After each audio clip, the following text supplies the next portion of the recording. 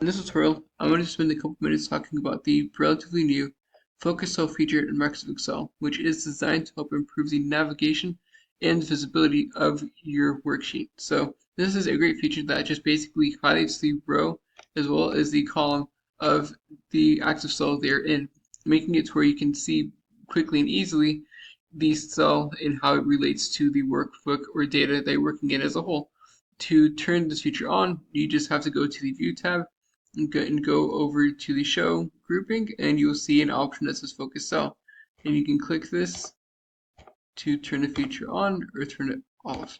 And to change the highlight color, click on this down arrow right here, click on Focus Cell Color, and you can select a few different colors for your focus cell, which is great if you have different highlightings in your workbook, and you can make sure that it pops out. So you can click purple, you can click green, click whatever works best for what you're working in the workbook.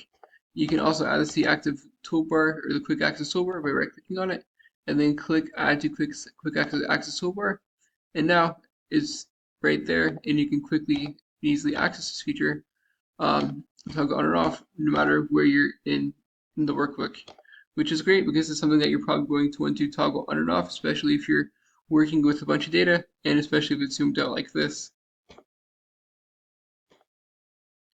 Yes, I said I hope you found this to be helpful. If you did, like, subscribe, comment. Thank you for watching. Have a great day.